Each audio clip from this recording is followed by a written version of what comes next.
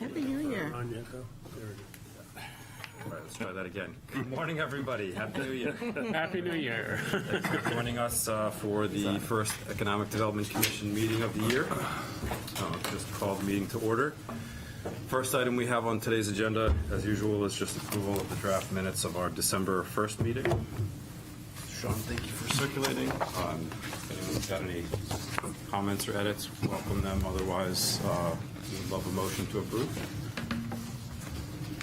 So moved. Second. All in favor? Aye. Any opposed? Great.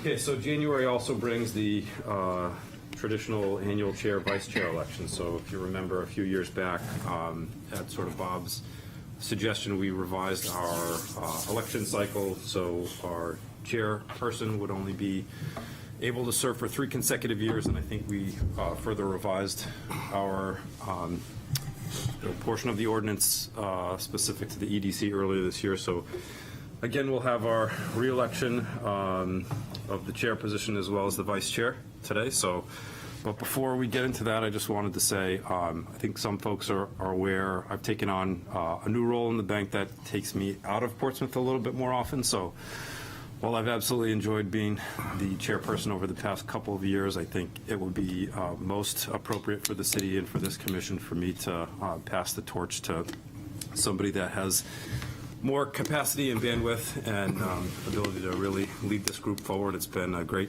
couple of years, and I appreciate everybody's support and energy as we've taken on a few things, and we've had a couple of big wins that we've worked on in the past year specifically. So the ordinance update for the commission has been great, and I appreciate all the work that Tom and the working group put into that. So as well as this year's outdoor dining effort, which we're going to take back up this morning as well as we try to get that to the council.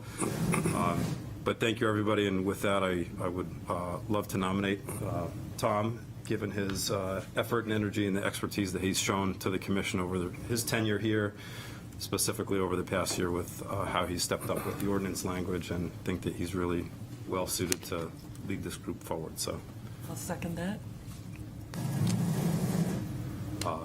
any further comment, or otherwise we'll take a vote? Does Tom want the job? Tom moved. I'm sorry, I shouldn't have asked. On behalf of the Right. I suppose technically we should ask if there are any other nominations. Sorry. Certainly. So that said, would welcome any other nominations. Otherwise, call for a vote for those in favor of Tom stepping into the role of chairperson of the Economic Development Commission for the balance of this year. All those in favor? Aye. Aye. Any opposed? Okay, great. I also vote aye, so Tom, congratulations. Pass the official gavel. Well, thank you, Bill. We have an extremely busy schedule today, as you probably know, so I won't make a lot of comments, but I want to say particular thanks to you for your, what I like to think of as quiet leadership during what's turned out to be a very busy couple of years of the EDC. So on behalf of all the commission, I'll say thank you very much. And I'll just add that I'm looking forward to kind of continuing in the same vein as Phil, and looking forward to our retreat later this month, and hope we'll have a very productive year. With that, I'd like to entertain nominations for new vice chair, which I've just vacated as of 5 minutes ago. And in fact, I would move that the commission elect Sarah LaChance as vice chair. I have talked to Sarah. I know she is willing to do this, and I think interested in doing it as well, but I think it would be good to work with her. So I'd make that motion and asked if there are any seconds. Second? Second. Any other nominations for vice chair? Hearing none, I'll close the nominations and call the question. All in favor of Sarah serving as vice chair for this 2024 year, please indicate by saying aye. Aye. Any opposed? Unanimous. Thank you, Sarah. Would you like to say anything? No, I'll just echo what you said, Phil. Thank you for your leadership. We've got a lot done this year. I know we have a lot left to do this year as well, including some returns of business from last year. So very excited to serve the committee in Portsmouth in this capacity. Thank you, Sarah. Okay, so well, they're playing musical chairs here. So the next item on the agenda is a report back on the outdoor dining ordinance. This, as you know, is a last-minute addition to the ordinance, but it is something that if we're going to have a say in it, we need to do so today because the City Council takes this up on the 16th. So I guess I would ask if Jane could come up and find a space at the table somewhere. And also, I'm not sure whether, I guess I'm going to ask you, Ann, if you want to lead the discussion on what's been proposed, because I know as the subcommittee, or the working group, I should say, on this issue, you folks met and discussed it Wednesday night. We met Wednesday evening with Jane and Suzanne Woodland. And they gave us great explanations of what the changes are. I think you all got it in your email. It's a rainbow of color. If anyone needs a copy, I have one. Okay. What I saw them really do was change a lot of the language to make it easier for restaurant owners and just regular people who aren't municipal officials or architects to understand. And it appears they've streamlined the application process too. They're offering to help people do the plan that's required, but mostly it was just a streamlining of language. I'm sure Jane will tell us her 2 cents here, but they did have a couple of sticky points that they want to make sure that we're aware of the sticky points, and we'll take the discussion from there. Of course, we all have opinions on these things, but the biggest thing we want to do is streamline this and get it to council without. I mean, what they rewrote here, really, I don't see changes to what we did, other than the language is cleaner and easier. There's nothing significant in here at all. Mr. So Chair, maybe I'll. if I could just add a little, just to get us to this place where we are today. So I think it's important to note, because of all the work that was done and the presentation that was made to City Council in the form of recommendations, if you all recall at that meeting, City Council referred the recommendations to legal, to craft it into the legal department, to craft it into ordinance language, which is where we got to. And it did come back to City Council, but it wasn't quite, it wasn't worked through the vote, the reading process and votes then, because there was some concerns. So, and that all just happened to coincide over the holidays, which is why the legal department and a deputy city manager were working on it.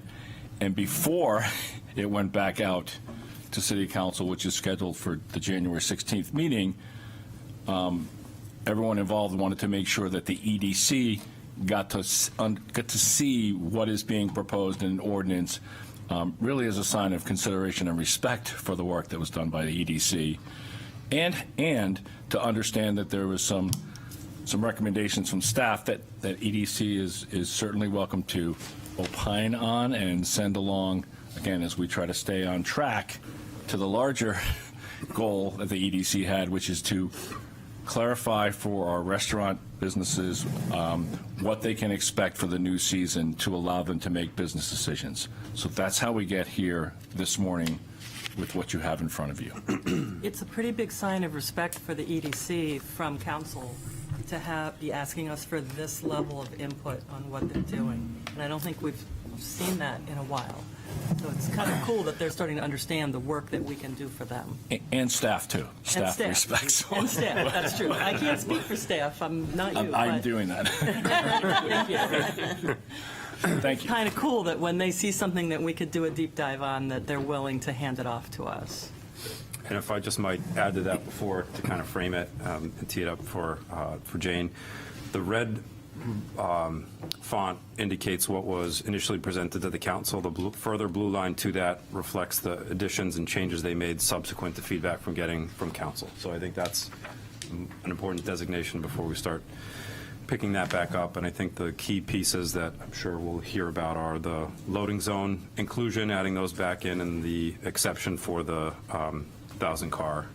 Right, those are the two sort of Component. sticky points that I'm going to throw the ball to Jane and let you talk to us about those, and then we can Great, thank you talk very back much. at you. Good morning, everyone. Yes, the rainbow wasn't just to wake you up, it was to indicate on the document the changes that were made.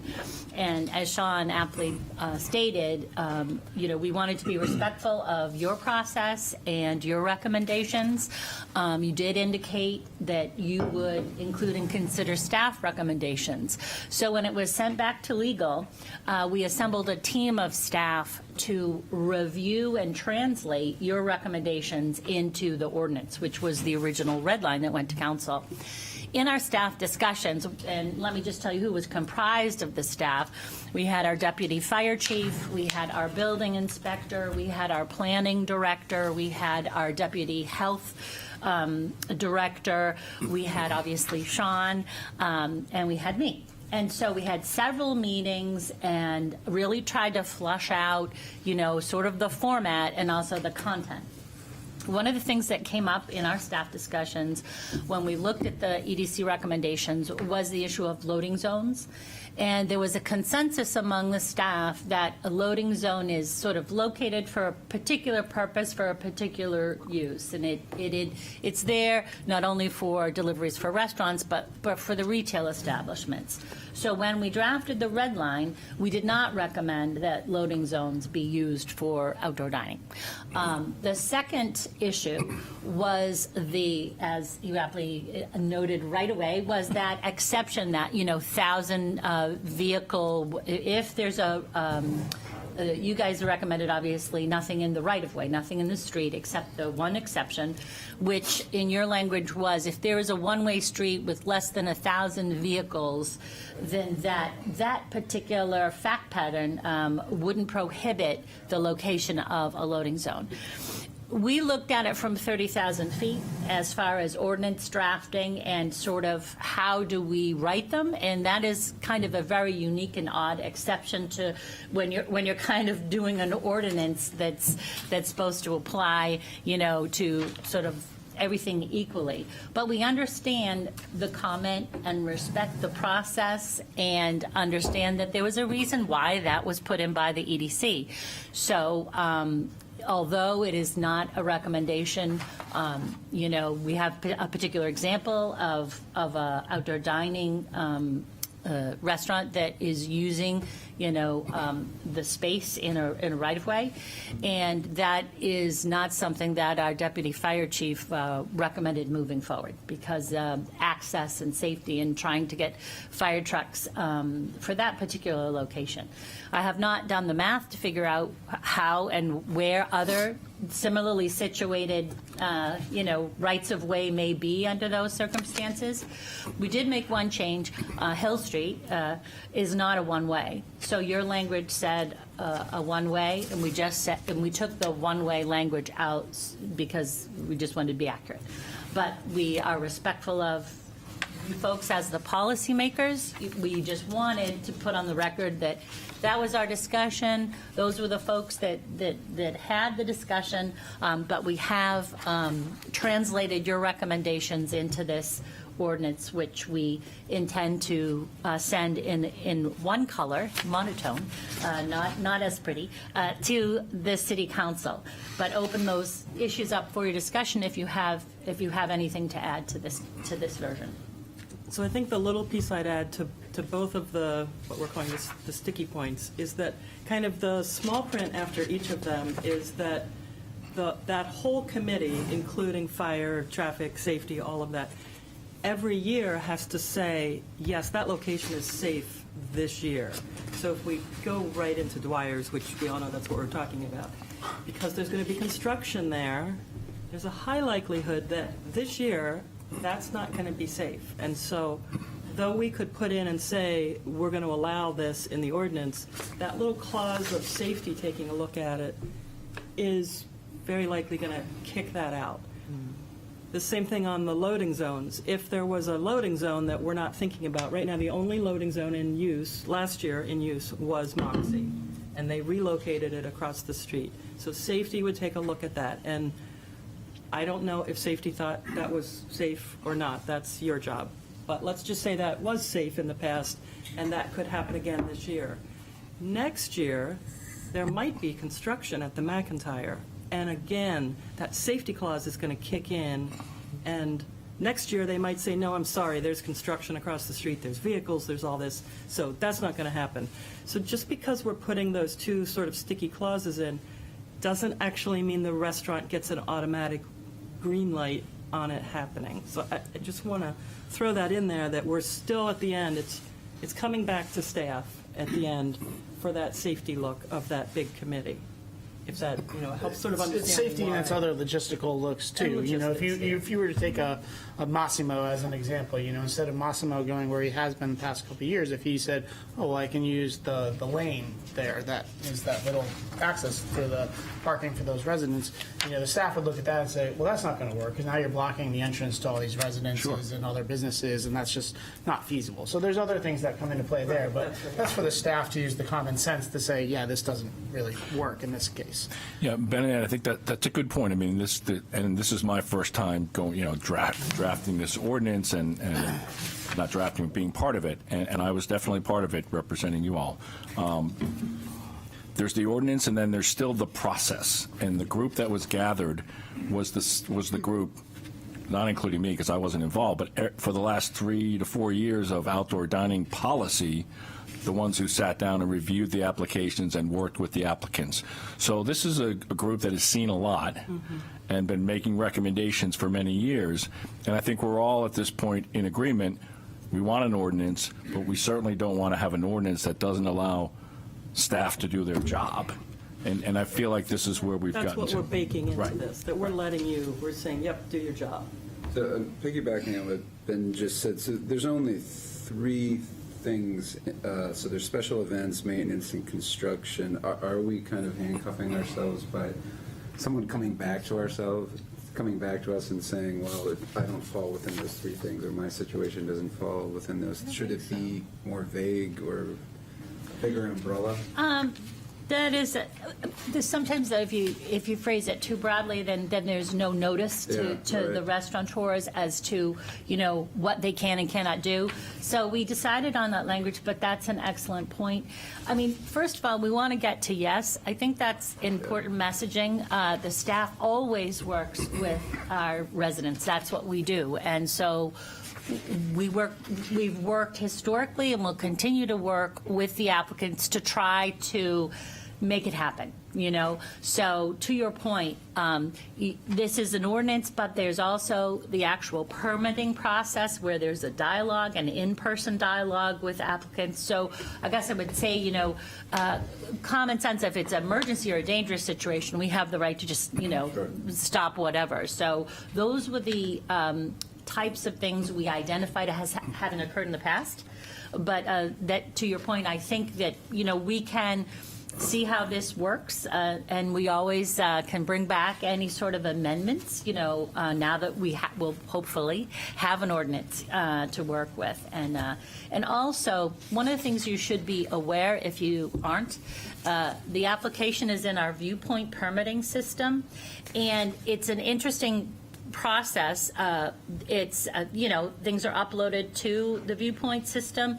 There are staff sign-offs, and there's an ability of a dialogue through the process itself, through the viewpoint system, and explanations that can be baked in as well, and the policies can be attached, the design standards. So that's another way information is going to be highlighted or flagged for our restaurateurs. Also, we will be working with our communications director to push out information once this passes second reading. Then we'll be able to hopefully get other messaging out to are folks that run the restaurants who may be interested in outdoor dining, so they have, you know, an understanding and an expectation, and we can help them get their applications moving. So I just want to make sure Andrew? we're here to help. Can I just follow up? Are you saying that you think it's too restricted because it doesn't? Uh, Narrow, I'm saying yeah. that it could be something, this is exaggerated, but it could be something like the city at its sole discretion and for any reason could suspend or deny the permit, whereas this just kind of says special events, maintenance, construction. There could be all kinds of other, I would just wouldn't want the city to feel handcuffed because a business came back and said, hey, I don't really fall into, my situation doesn't fall into one of these three categories. I mean, maintenance and construction are two very similar uses, but I understand, I Right. appreciate your explanation. I'd also draw your attention to the duties of the applicant, so there's some responsibilities baked in there as well, so that Right. if they don't comply with that, you know, there are things that steps the city can take, you know, to kind of suspend or revoke. So, but we would consider an effort. I think the messaging is we can, for public health and safety, we can do it no matter what the ordinance says. Right. Jacob? I had a more kind of general high-level question. So you said it was the sticky point of 1,000 vehicles a day. Could you just kind of give a little more details as to why that language kind of makes you guys a little like It was actually the location of Dwyer's Okay. and that particular street and the concerns of the deputy fire department. The other thing is unintended consequences with language. I just don't know in the city, what other locations. So we haven't sort of pictured in our mind whether those are other safe locations for outdoor dining. But it was particularly just that location for the concerns of the deputy fire chief for health and safety and access. Because basically, if you have the 1,000, but they say no, you can't do it because of the reasons we gave, that would make it. Right. So, If there's a new location, you're right, and we went out and we looked and there were other issues or problems with it, then the application wouldn't be granted. and I guess the question, like, why even have the 1,000 vehicles if the city could just say, nope, we're good? Like, why not leave it up to the city for all kind of locations, regardless of the 1,000 language? Because that one's in the right-of-way, and you've prohibited everything in the right-of-way except for that particular description. Okay. So that's why. Yeah, John? it's an exception. So, Jacob, if you look at how things have evolved over the years, right? At first, outdoor dining was kind of everywhere, and then it came trying to maintain safety. We didn't want to put it in a street where you have to reverse direction because that becomes a safety issue. This ordinance now takes dining out of almost all travel lanes except for this exception. So it's just continuing to evolve to separating cars and people, I think, and really so that's how it's evolved. Yeah, I mean the number. Like, let's say there's like one day when all of a sudden there's like 2,000 cars. Does that mean they get to deny that automatically for that day? Like, how does that work? If No, there's, it's or is an it average. on an average? Yeah. Okay. Yeah. And just so you know, I think when Someone could. It's in the language. Like, I the mean, car count was, I got like, was it 45 cars a day, 50 cars a day? So, I mean, so the 1,000 was so high for Dwyer's, and their car count was, it's not like it was right tipping on the edge. I mean, if there's like a restaurant with 990, is it going to be up to debate of like it's And that street is a two-way street, and people live there. So this is absolutely an exception, and it's something that the EDC supported and sent to City Council, and that's what we're dealing with. I honestly think that these two, leaving these two, we'll call them the sticky points, in here, help to get this through council quickly, because it doesn't give them, we know from back in, was it November, that they looked at this, that they didn't like that those things were removed. So it's kind of there for that, too, just to help get this process, because restaurants are waiting to hear. And if all of this goes, if we get this to council on the 16th for the first reading, and let's just say maybe they suspend the rules at the second reading and get their third reading in there, what would that get the portal, how nimble is the portal to open that up so restaurants can start to get in the queue? Yeah, once it's passed, so, Pretty nimble. It's pretty nimble, yeah, absolutely. We already have it, It's there. it's already there, It's so it maybe a isn't little something that tweaking. we have to create, we just need to augment it a little bit. Okay. Yeah, so. Phil? I just want to kind of piggyback on your comment on the urgency, and I think what we presented to the council was well-received and very thought out, and we deliberated on a lot of these points. I want to recognize staff's concerns on these 2 points, but I think what is going back to the council is fairly consistent with what was presented to them originally, and That's right. that was their comment. And I would just say, because of the timing, if this goes to the council this month, still requires a second and third reading, which may or may not happen at the same time.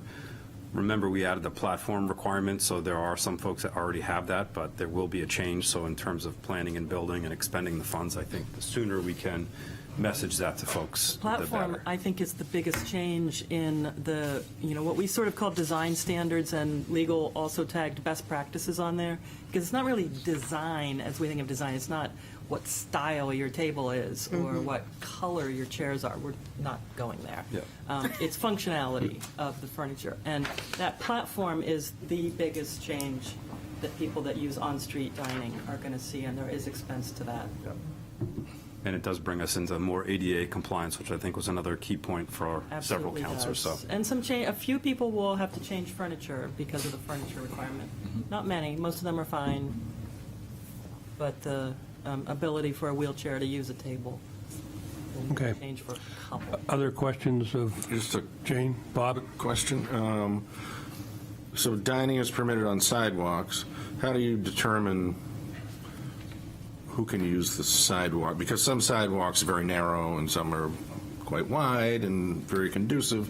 Is it an ADA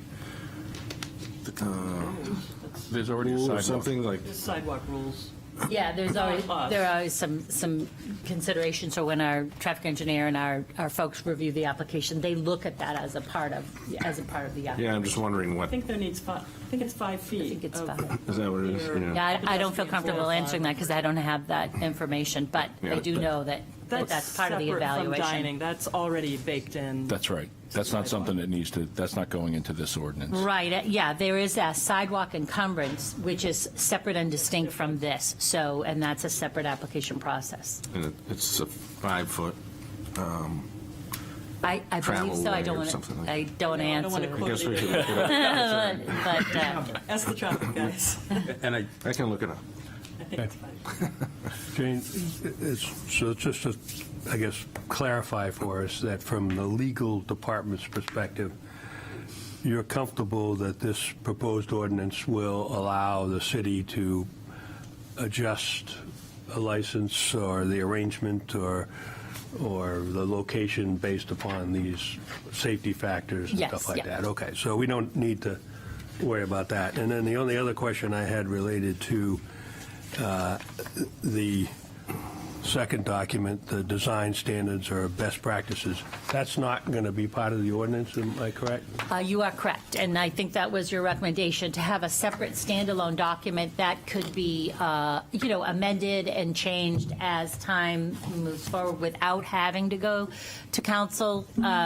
So this kind of went back and forth with our working group, and originally, the language said the city manager could make amendments or his or her designee, but I think that, as you know, the city council adopts policies at their first meeting every year. So I think this may be a design standard that gets adopted by the council. The language now says the council adopts it, but they adopt it separately. So the whole ordinance, you don't have to do the 3 readings. It's just baked into hopefully, and I believe this is the intention of the numerous policies that are adopted annually and can be amended. And those can be amended with a simple majority vote, right? Yes, and what's recommended, so there could be, I'll defer to Councilor no, Lombardi to that's answer that. We look at all the policies that affect the council and or the city, and yes, they can be amended very easily. Okay. Without 3 readings. The only reason, and I don't think it affects our vote today, but the only reason I bring that up is because this is going to supersede the 2012 sidewalk cafe policies, right? And Yes. and those, and we had, in our recommendations, we had suggested that these design standards that you worked off of be adopted, but would be supplemented by anything that was not inconsistent out of the 2012. And that one has suggestions on audiovisual limitations, things like that. Was it the intent to eliminate all those, or are those, you still anticipate applying those to applicants? I think we tried to make it as simple as possible at the first blush and didn't mesh those two. If, you know, we didn't kind of do that weaving, let's say, but we did highlight what the EDC flagged as the more, these were more like heights, widths, content. And so the other ones were, as you say, a little more detailed in some of the true design.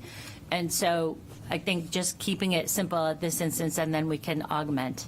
And if Okay. there's a particular thing that's striking you right now, we can discuss it. And No, again, I'm asking if you feel the city has the flexibility as the proposed ordinance is drafted and the policy or the best practices is drafted to incorporate those additional limitations on the use of the public space. and remind me of a few of those examples, if you have them. Well, so in section 17 of the 2012 policy, it talks about sidewalk cafe shall have no audio and visual entertainment of any type located outside, things of that nature. I think that's baked into the application process. I think we look at that and have looked at that traditionally for all the outdoor cafes. I can't recall. I do remember that some of them did have music and entertainment historically, and it wasn't prohibited as far as I recall. I remember walking by several outdoor dining and there'd be a performer. But we do have noise ordinances, and we can discuss with the applicant and clarify through the application process. Okay. I think the intent too is when that was written, we didn't have an online permitting system, and I think a lot can be vetted in advance, whereas those agreements used to go back to council as a license agreement or a contractual agreement when that was drafted in 2012, whereas this I think is a more flexible process with folks. But I will look at the issue of the outdoor what's currently in the application for the outdoor dining. Sean, do you know if music was prohibited? That does not ring a bell at all. Okay. I will double check. I think that particular section deals with use of the sidewalk cafe where there's alcohol service. We baked that into the comply with the state, and the Liquor Review Committee also has input. So there are particular requirements with barriers and that kind of thing when anybody has any sort of liquor license. So that is reviewed all as a part of all of this. And so I don't see that that's not included. Okay. That wouldn't be part of that. I'm not advocating for more changes. I'm just asking if you feel comfortable No, those that you can excellent accomplish questions. what you've done. All right. Any other questions before we put this to a vote? Okay. Then I would entertain a motion to, we don't approve these, but that we recommend that. Forward it to the city council. Yeah, Yeah. vote to forward it to the city. Well, it's going to the city council anyway, so I think we want An endorsement. an endorsement of the proposed ordinance by the commission. So moved. Here a second? Second. Any further discussion? Hearing none, we'll call the question. All in favor indicate by saying aye. Aye. Any opposed? It's unanimous. Who made the motion? Excuse me. Thank you, Phil. Phil made it. I have a quick question. Sure. Who's the fee committee? The city has a fee committee right now. It's a committee of the city council. Okay. And I don't think your new Currently, committees. it's Counselor Tabor and Counselor Gutton. We only have two. I think that there may be something brought to governance this year to potentially add a third, because if the two counselors do not agree, which happened, I think, this last session. I was just curious. It's kind of set in stone. All right. Okay. All right. Thank you very much, Jane. Good job. Thank you, Jane. Good job. Thanks. Okay. So our next item on the agenda is a report from Sean, but before we do that, I'm going to actually invite our guest today because he's been patiently sitting there, and we'll come back and catch up with Sean and our other items. I'd like to have Bert come up. Bert Cohen is the chair of the City Sustainable Practices Committee. For those of you who had occasion to either witness or watch on TV the inauguration earlier this week, you saw that the mayor said that sustainability was going to be a top issue for the city in the coming year. And our guest actually was asked to speak before we knew that, but it turns out to be timely. So We have two guests as well. Jessica? is Oh, here. I'm sorry. Yes. So if you both could join us somewhere up at the table, that would be great.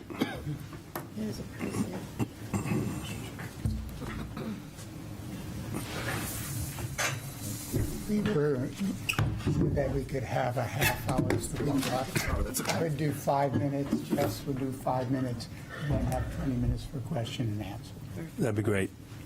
Please introduce yourself in more detail as well. Bert Cohn, my credentials is I taught first grade at Little Harper School for many years, and I'm going to ask you to do a little first grade exercise to start out, if you're willing.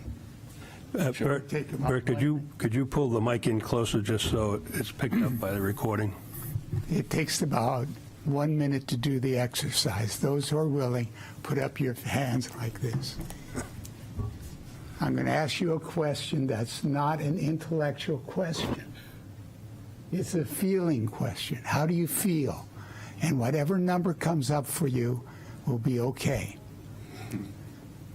And it's going to be a 1 to 10. And the question is this. Since I taught first grade, I'm thinking about kids. 10 years from now, is the planet going to be more climate safe than now or less? If you think it's going to be less, really bad, nothing. If you think 10 years from now, we're going to turn it around, we're going to create a climate-safe planet for our kids, it's 10. It's not an intellectual question. I'm going to just count to 3, and whatever number comes up, and this changes for me, by the way. There's no right answer here. So 1, 2, 3.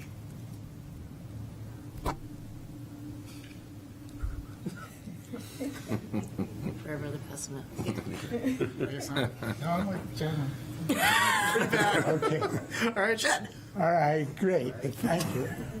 That helps me to set the context, because I'm going to ask our assistant mayor to write 3 words on the board, if your handwriting is okay, or you can delegate it to Tom. If one of those pens work, they're usually dry.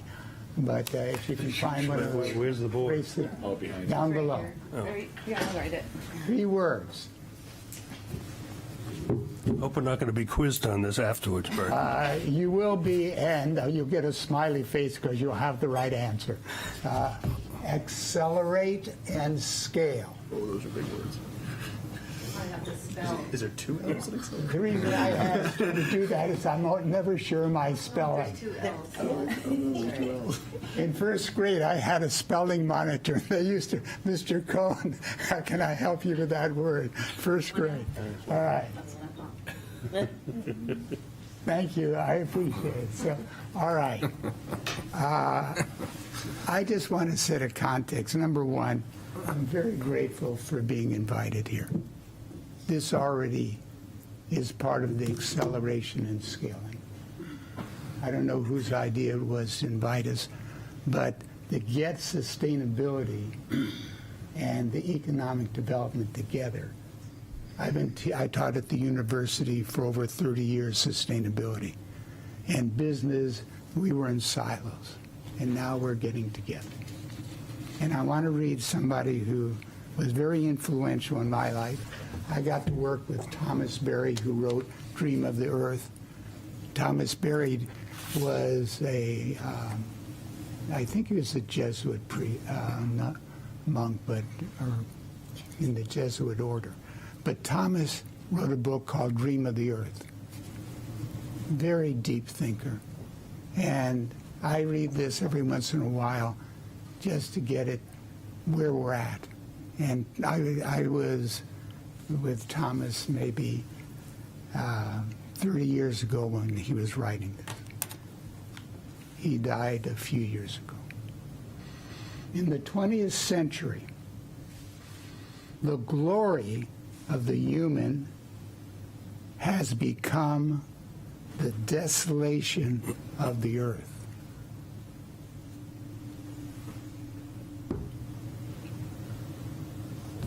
The desolation of the earth is becoming the destiny of the human.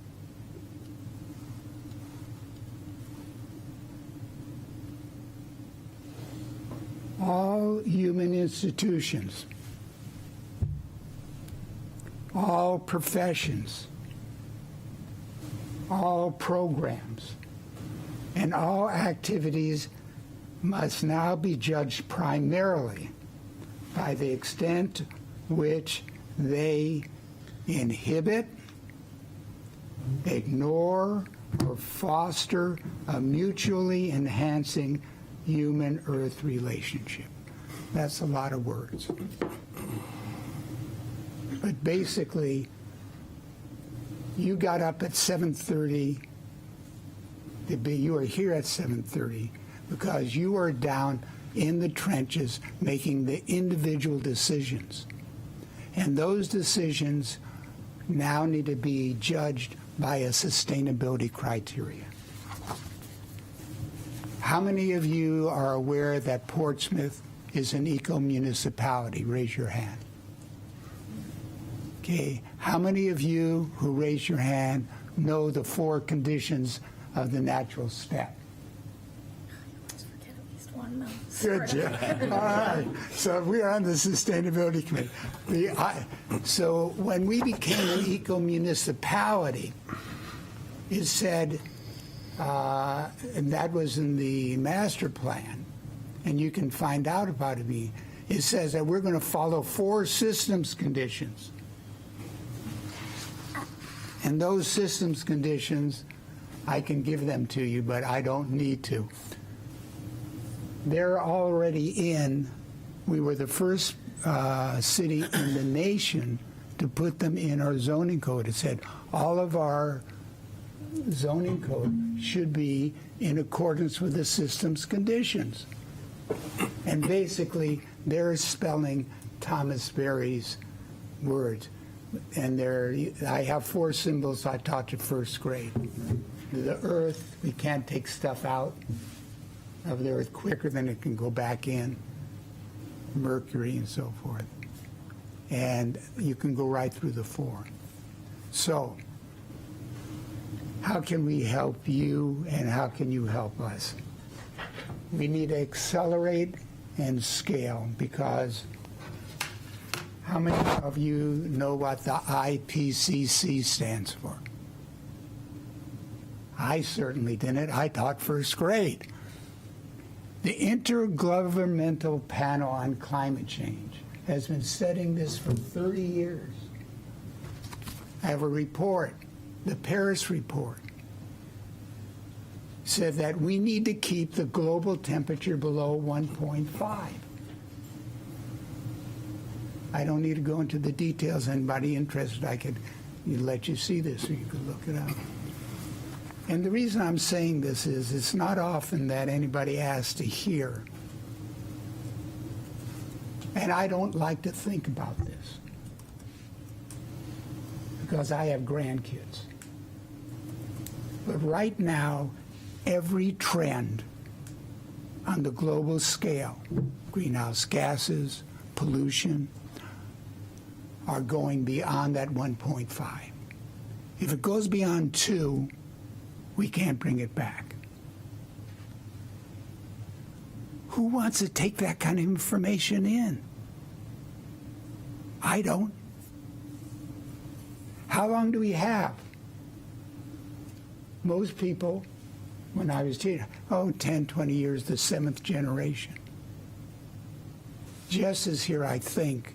She has her kids. She got up this morning because she has been looking at it, I've been looking at it.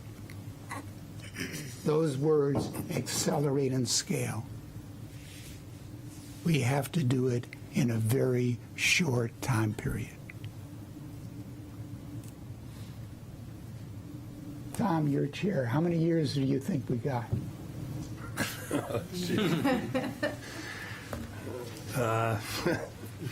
You turn it around. You bring it down. 25 years. 25 years. How many thumbs up, more or less? Ready? 1, 2, 3. Okay. That's important. That's important.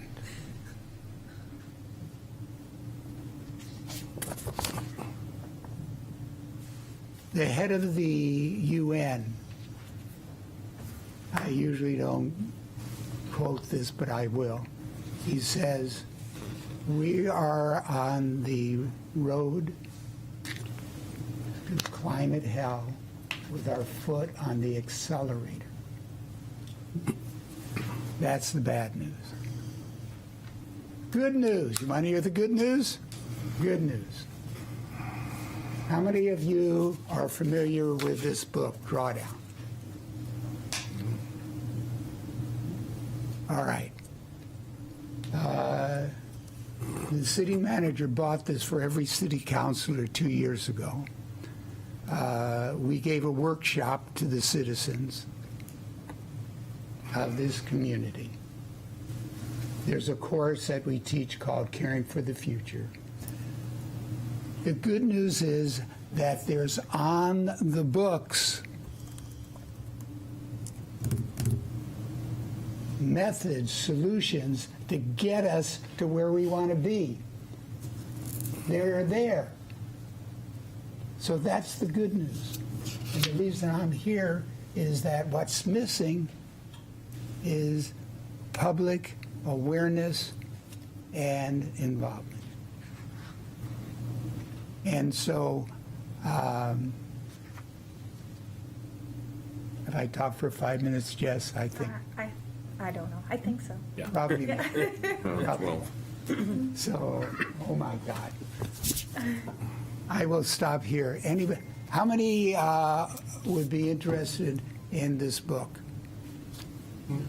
How many, if you had this book, would be willing to take it, look at it, and either keep it or pass it on to somebody else or get another one to pass it on? Anybody would like it, it's a free book. Somebody donated it to me. I'll give it to you to pass on to somebody else at the end of this meeting. So see me, and I actually have a couple, but only the one here. All right, Jess, go for it. Okay, well, so from what Bert said, and I think part of what, well, first of all, I'll say my name is Jessica Blasco. I've been a Portsmouth resident for 15 years. As Bert mentioned, I have young children, one at Little Harbor and one still in preschool, and I'm a small business owner here in town, as well as my husband. He is also. So we're very invested in this community. I'm also on the Sustainability Committee, as well as a commissioner for the Conservation Commission. So to build off what Bert said, I think for us, as we talked about Bert coming here and me being with him and talking to the other members of the committee, is that we would really love to find ways to collaborate with all of you to show our local businesses how switching to sustainable things can really be economically not only sustainable, but enhancing for them. I'm sure many of you know the Climate Action Plan is about to come out. Its first draft is hopefully due by the end of this month. And there is a piece devoted to businesses and organizations and what they can do with the strategies that are listed in that proposal, along with what individual residents and households can do and what the municipality can do. So if we can start getting more business engagement on this and getting businesses to see the benefit of doing some of these things and how it can be economically important for them. I'll tell you some of the things that other members of the committee shared that they wanted all of you to hear are things that we're working on. We're very engaged with community power right now. That's a big focus. And now we know most of us are all connected to that system, but trying to get people to increase, and businesses and organizations, their level. Because we all got put in at the base level of using renewable resources, but if we can get people to increase their level of commitment to community power and how much renewable energy their energy actually is, including our local businesses, that could have some real value. Things like, we talk a lot about transportation and making our public transportation more efficient. I know you all spend time talking about parking. I think if that is something that we could really work on to develop better, that could be hugely beneficial to downtown places. I'm sure as many of you, I'm a local resident, I tend to avoid downtown in the summer. I just, like, you can't even park to grab a cup of coffee or anything. I live just far enough where I can't walk into town. So if we had a more efficient transportation loop that people could hop on and access and utilize, that could really support more local people coming back into town more, as well as make it more efficient for people visiting the area. Other low-hanging fruit are, we would love to see more of a citywide compost effort. The amount of food waste that we must have in this town, we haven't, calculated specific numbers or things like that, but with all the restaurants, methane and food decaying in landfills is a huge piece of a contributor to climate change and greenhouse gas emissions. So really getting restaurants to be on board with that, plastic usage. So I think those are some of our goals, and Bert, feel free if I missed anything to add anything, but finding ways to collaborate with all of you and have discussions about that and get our local businesses more engaged on some of these things, just so that we're thinking about this more globally as a community. As Bert said, we're an eco-municipality. As you said, the mayor really wants to be a leader, so we should really be kind of spearheading this stuff. And it seems like, there's a whole lot more that we could be doing that'd be relatively easy kind of shifts, or at least start having conversations about, if nothing else. Great. Questions of our guests? I have a comment. Absolutely. Vince?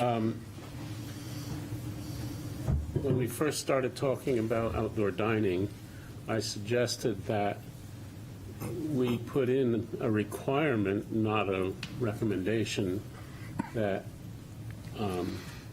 they facilitate composting and use only compostable materials. There was resistance to that, and I think it's because I'm not sure whether you can require on the city level legally. But I know that if you're on city property, you can enforce that. And so outdoor dining on the sidewalks and in the streets seems to me that that is a possibility. So I brought that up a long time ago, and I think that is something that we could pursue with outdoor dining. Ann?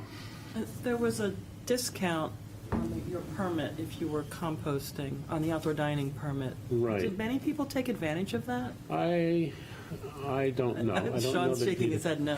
Or No, I don't know, no. But what I'm saying is a requirement rather than an incentive. Well, I know, but I felt like the incentive was kind of the ramping up to it, to put some awareness in. Now that we've memorialized outdoor dining, we've had maybe more opportunity to either add incentives or investigate requirements, but the first thing we wanted to do is memorialize it, right? So it's there. That's right. No, And I'm not going back to that. yeah, and just to your point about it, when it's in the viewpoint system, we'll be able to see if there's a box to check to get a discount.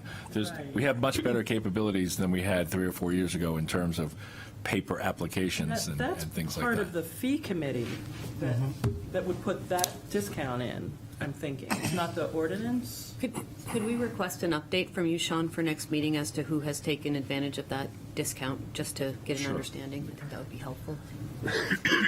My assumption is if that was something that the fee committee has the power to put in, and if Josh Denton is on the fee committee again, I would expect to see at least that happen. Yeah. Is there some way that maybe the discount is bigger, or something to start to move that needle to make it That would be great. a thing that restaurants would want to do?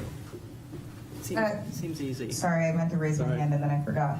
I think, just speaking as a person who is a restaurateur and has talked to some people, I think one of the hardest parts about mandating composting is that we only have one commercial supplier in the area.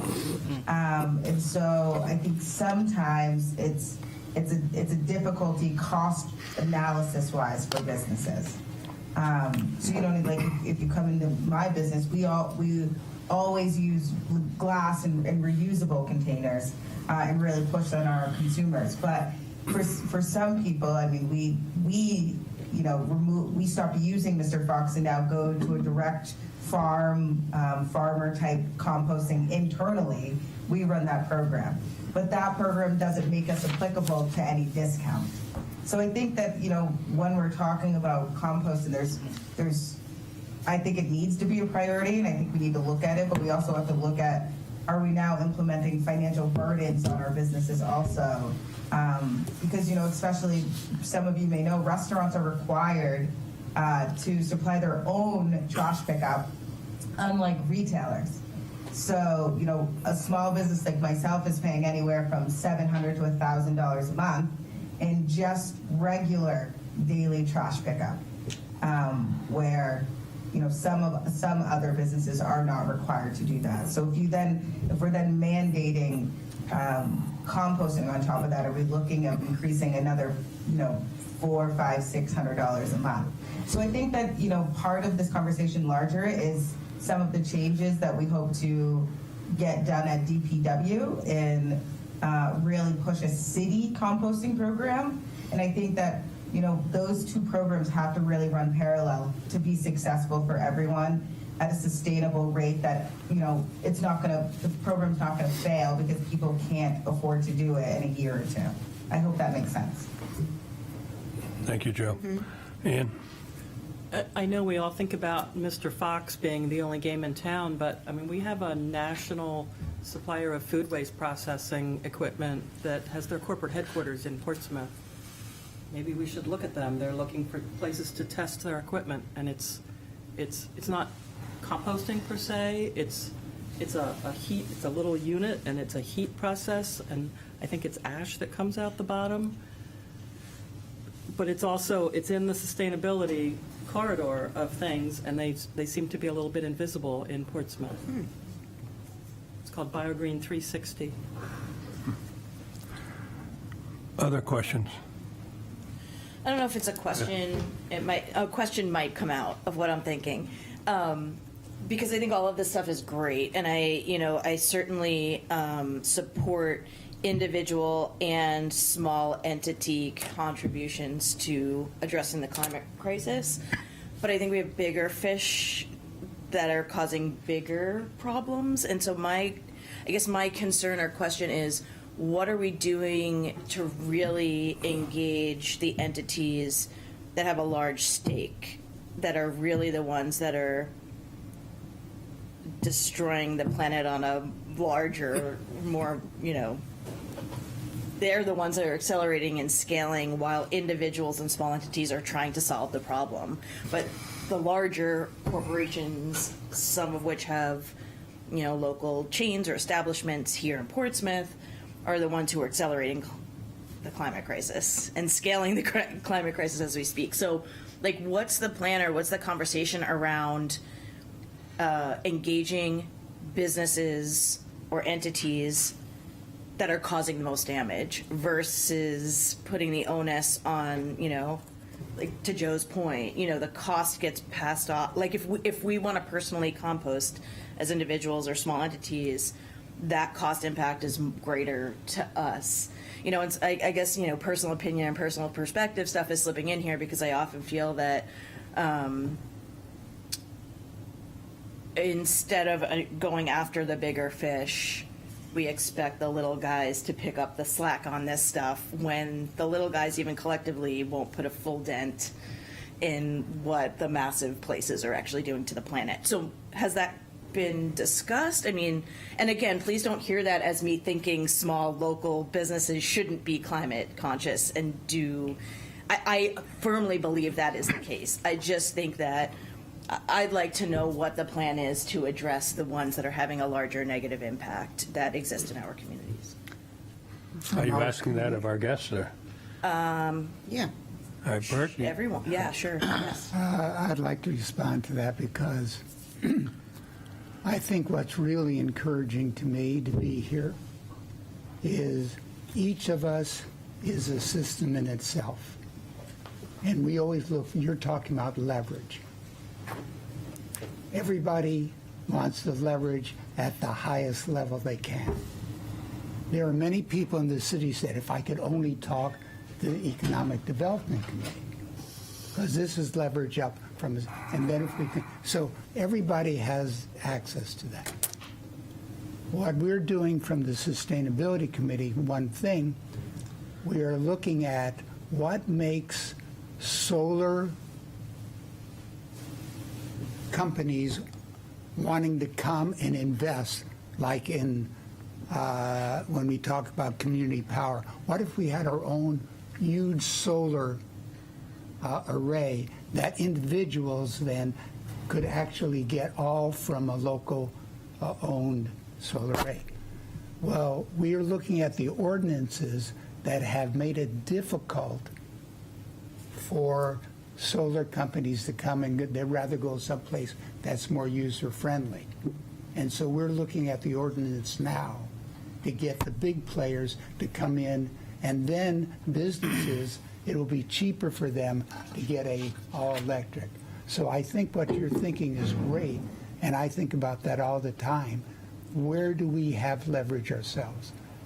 Did you want to say anything more about that, or what we're doing? I'll let you finish, but yeah, I did want to comment on it. Yeah, go ahead. And I appreciate your point, Jen, right? Like, my issue is plastic, which, how are we going to win that fight? It just seems overwhelming and daunting. And I think Bert would say the same. I think one of the pieces that we know, being deeply engaged in sustainability things, is that when we try to do public outreach and public engagement, it also feels like it's often the same players always coming to the table, right? And we don't have a lot of cross connection. So for me, one of the advantages of being here is that if we could engage with you and collaborate with local businesses and get, sort of to Joe's point, we don't want to cause financial burden for anybody, but if downtown restaurants collectively could say, look, we would be willing to do a municipal composting system if the city of Portsmouth took that action to make it happen and it wasn't financially, a burden for us, then that might push the needle to get the city to say, okay, we're building this new transfer station. We have enough collective residents and businesses who are invested in having a compost pile there. We need to figure that out as the next plan. And then it's still not getting to the larger fish, but at least as a community, now we're acting more united and collectively, and so then we can start to address some of those bigger fish as more of a collective unit and not just this little group over here and this little group over here. And for me personally, I would really like to see that more regionally. I heard somebody mention, or maybe it was your last meeting I was watching, what they consider the seacoast. Like, I think if Portsmouth can be more collectively acting together on some of these things, and we can sort of spearhead some of the efforts in the state, then hopefully maybe it can be more of like a seacoast regional collaboration where we're all kind of working on the same goals to address some of these issues, and then we start having impacts on some of those bigger fish to fry, because there's a whole region of people who say, we're not going to tolerate this anymore. That's you know, maybe it's a little Pollyanna-ish, but that's my hope, is like, if we can start building this collaboration and everybody thinking about climate change on a regular basis in, you know, whether it's actions you take as a business or an individual or as the city, then hopefully that'll just kind of snowball for larger change. I think this is a really interesting and worthy dialogue, and I hope it's the start of a larger and ongoing conversation. And I know later on in our agenda we have time to discuss our topics for our retreat, and I'd like to offer that maybe this be put on that list, and think about some ways that we could possibly partner with the Sustainability Committee over the coming year to really talk about what our local business community can do to support their goals and efforts and the city's goals and efforts in this regard. So, I mean, I think I have so many thoughts and ideas, and, you know, I've already jotted some notes down of like maybe some things the chamber can do to work with the committee. And I think it warrants a larger discussion that I'd like to see us dip our toes into the water a little bit further, if that's all right with the group. No, it's a great idea. In fact, I was going to ask Bert or Jessica whether the climate action plan, is there a draft that's currently available? It's on the site. You can look at it. We're going to have official launch of it, and basically our strategy is we will write a plan. In fact, we put $80,000 as a city to get the plan, but it's not going to do anything unless next year we find out what the plan is. Get the most, to your point, Jen, in the plan, they are looking at what are the biggest leverage points.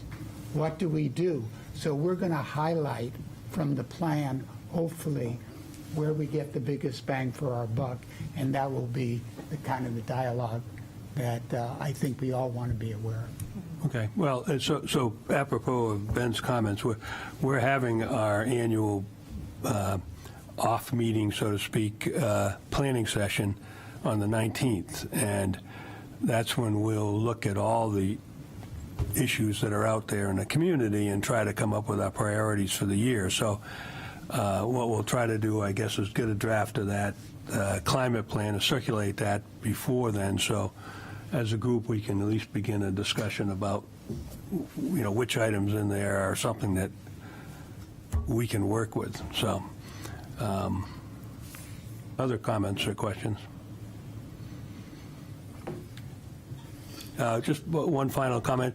Is your committee taking a position on specific items like the debate over solar panels in the historic district, that type of stuff, or is that too minute an issue? And we try not to get into the little one, but we're looking at that is a huge issue, and the end outcome is to go back. How do we get the Historic Commission to support a sustainable future? And do we go, here's where priorities and values come in. That's why I'm here. If the value is historic only and not future, then you want the same glass windows. But if in other historic areas, You have insulated windows, which saves you carbon, saves money, and the priority is sustainability. So we're looking at what does the Historic Commission center itself with the value, and maybe I'll wind up with this. I walk with a friend who works high up in the national government. And all items that are passed from any committee in the national government today have two criteria. Everything that they propose: social justice or inclusion and sustainability. Now, my friend is in transportation. He's working in Africa. He's building a road. And he has to, there's two roads. He has to pass them through the criteria. What is most social just and what is the sustainability? And that actually will determine where the roads are. So I'm hoping for this committee, for every committee in the city, that we might be able to get in our, and I'll talk to the mayor about this, that we have two criteria in the city. If we want to be the leader, everything we do. I'm sure you brought up today, the outdoor dining.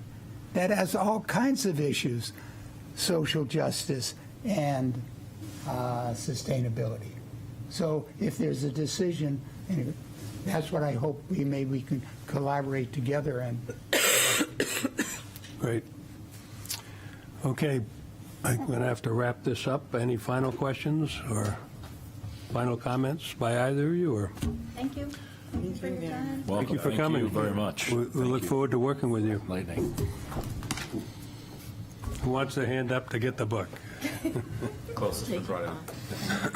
All right, what I'm going to do, No, you Andrew can decide, have it. you decide between Andrew you can and have Jen. All right. There is a copy You in got the it, it's all library. you. You hand it off after you're done. All right, so let's go back on the agenda and hear from Sean on his report. Wow. So I'm really conscious of time here. Speak fast. Not talking fast. Okay, so there's after events next week. I have information about that. The big one is that arts means business. I don't want to steal all of Ben's thunder, but I will send out an email just with the things that are coming up in the next couple of weeks. But the big after report, which you've heard about, is coming out. The cultural plan is complete. It's being reviewed for final approval before it goes to print, but that's something I hope we have by the 19th. We certainly will have that to look at to inform our conversations there. I launched the EDC library document late yesterday. It is a library. It is read-only, and it is a pilot. We're the first committee in the city that IT and legal has allowed to do that, and we'll work with it, and hopefully it'll be a great tool. I could talk more about that. That's really, we have a tourism summit, Ben will talk about that, but on January 23rd, which I would encourage anybody who wants to meet our businesses in the tourism sector to try to attend. Is it the primary day? It is. Yep. It is. There's a lot.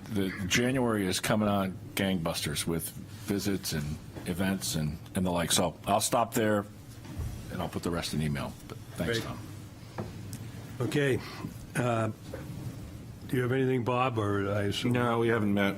Okay. Land use, unless Assistant Mayor Kelly knows anything about what we have planned or anything. I don't.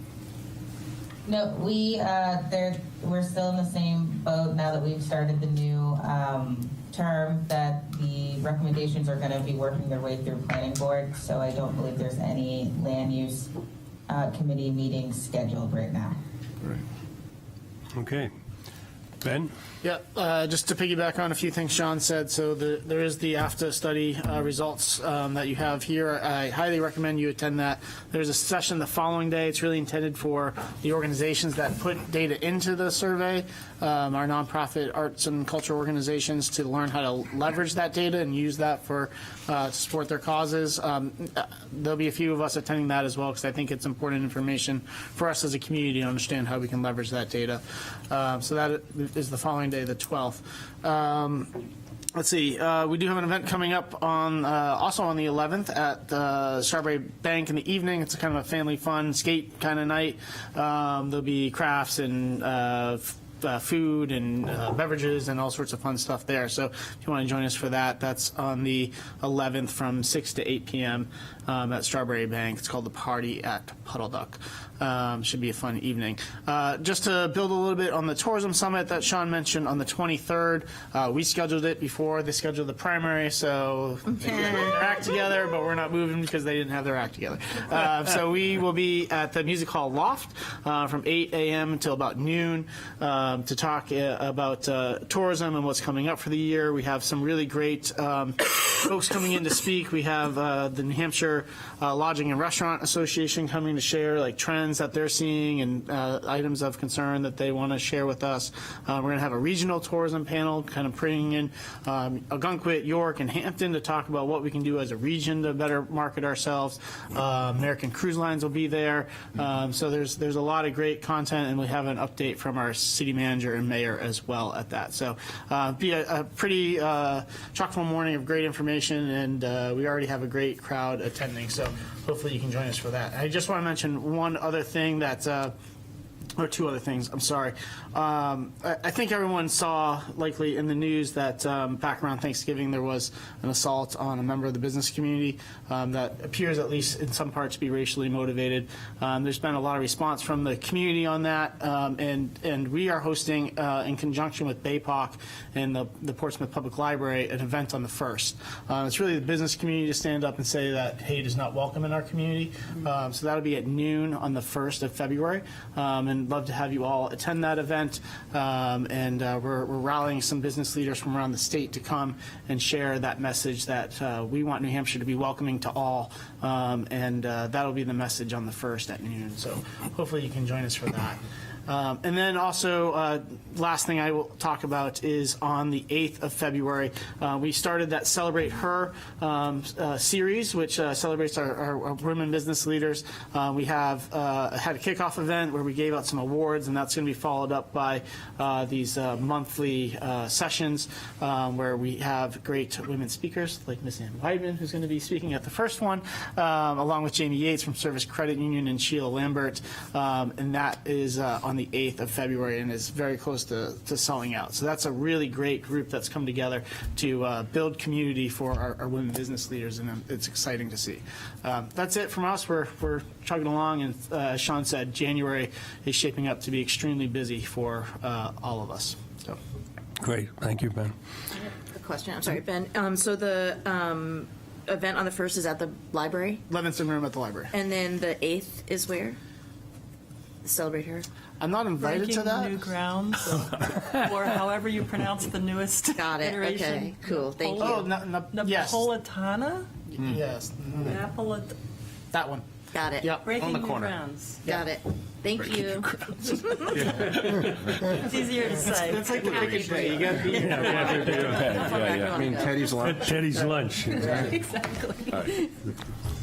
Anything you want to share with us? Yeah, But you got to keep it short. 'Cause I'll keep it real short. I promised Sarah I'd give her enough time. We presented the final report of the Blue Ribbon Committee on Historical Archives to the City Council at the December 4th meeting. It was accepted and voted to accept that, and which included continuing the study of the possibility of a public-private archive for historical records.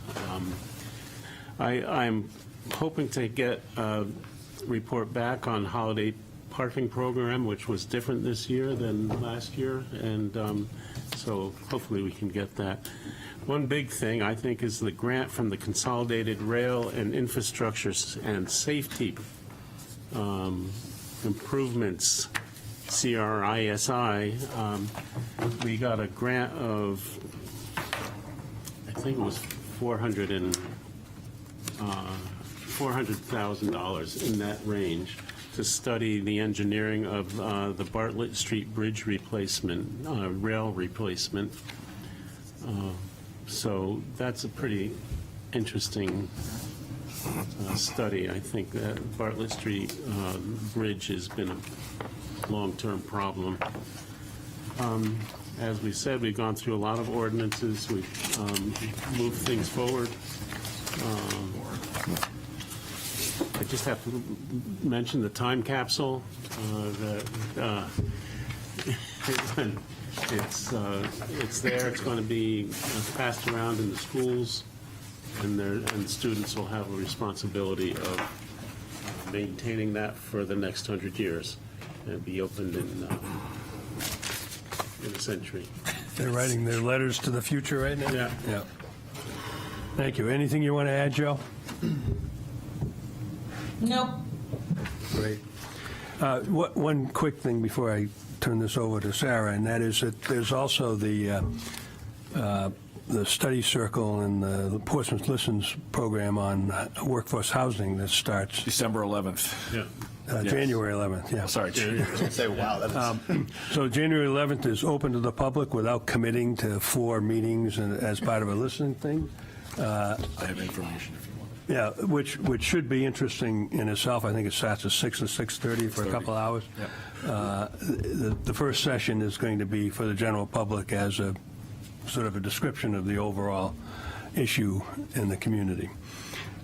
So last item on the agenda is our planning session on the 19th, and as you know, Sarah's agreed to be the convener for that session, and she's going to tell you what we hope you'll do before then. Sure. If you want to take one of those and pass it along, I think they've made their way. So I think as most everybody's participated in, we usually have an annual retreat where we talk about what our policy issues are. So for this year, we'll be in the Levinson Room on Friday, January 19th from 1 to 3:45 p.m. Sean has secured the location for us. And so the goal for this year is really to take a look at some policy areas that we've pulled out from some of our previous action plans, our previous policy areas. As we can see from the sustainability presentation today, there may be additional items that we want to add on here. So this is not intended to be conclusive. But the ask is to review the policy areas, and then I am not good at printing things, so you'll see page 2 is actually page 3. And would like you ahead of the meeting to go through and identify 2 per, each individual person, identify 2 areas that are really key to you to focus on, and then what are 2 to 3 successful outcomes that we could achieve targeting 2024. We know a lot of these are very big issues that we might work on, over the course of several years. And then the third item is what support is needed or can be provided in support of these goals. I think we've all recognized with the work we've done in the past year and in the past on the EDC, we are not an island. We can't do anything without the support and participation of city staff, other city committees, city council, the business community, et cetera. So really be thinking about who we could engage with and accelerate. To use the word I spelled incorrectly back there, to help us in those areas. Any questions? Go ahead, Jack. When do you want these done? Thank you for Bring targeting our them. thinking. We'll send out the soft copy, but bring it with you on the 19th. Just do some thinking Just about so it. And we'll as part of the agenda, what we'll do is we'll go through, have everybody read out. We'll anchor on the ordinance, the changes that we made, what we can and cannot do. Have everybody go around and talk about what your 2 areas are, your ideas, and then probably rank the ideas based upon how they affinitize across the organization, and then figure out some key tactical areas across those 2. So start broad, narrow, and be tactical in what we think we can accomplish over the course of the year. So if you get this page 2 done, we'll be good to go for the retreat. And just to add to that, I think it's important to keep in mind that there's a lot of things out there that are interesting and that other groups are doing, and we can, sort of follow them or piggyback on them. But I really think that we should think in terms of where can the EDC make a difference, and where is it that we can accomplish something by the end of the year. And I think if you approach these issues and prioritize them with that in mind, I think we can come out of this with a concrete action plan for 2024. You were going to say something, Sean? I'd just like to add, for my part, it sparked my thinking, Sarah, what you're saying. I've got goals. My office has goals for the year. I will share those with the EDC. It might fill in some of the blanks on why I say what I say once a month. Yeah, that would be wonderful. Because I think there could be some alignment with what the EDC wants to focus on. It can make a difference, and that would be wonderful if they were very similar to what I'm doing. They probably are, but I'll just share that so you can all see it in writing to That would be great. prompt your thinking. Thanks. Yeah, and in fact, what we will do is, if any of you, as you review these things, can think of materials that you think that would be helpful in considering the ideas, send them through to me or to Sean, and we'll use our newly opened private library to supplement what you've already seen yesterday with materials specific for the retreat, and maybe such as that proposed climate action plan or something of that nature, and anything that you think would help us sort of get our thinking concentrated on the 19th, send it to us. Just one last comment on that library. I think I said it already, but it is read-only. It is not collaborative. It is not for draft documents. The condition that I've received is that it's a public document that anybody could find and see, and I'm simply curating it for this group to allow it to be more productive and more focused and not have to go search for things. So to your point, Tom, that if the draft I did look for that climate action draft yesterday. I didn't see it, but I'll find it. If it's on the website, it can go into our library. If it's not, we have to wait for the plan. So. Yeah, and it's not something we would use like Google Docs where people could go in and work on and it's not meant to be a place where you communicate back and forth. As soon as you start that, you're into right-to-know law issues, and so it's really just a library, a site where you can open the door and look at the books, so to speak. Okay, any other, you were going to make a comment? He just answered it. If that library is public or just us, but it's public, I guess. Well, no, it is just us, but it is only populated with public documents. Oh, okay. Meaning the public can find those documents.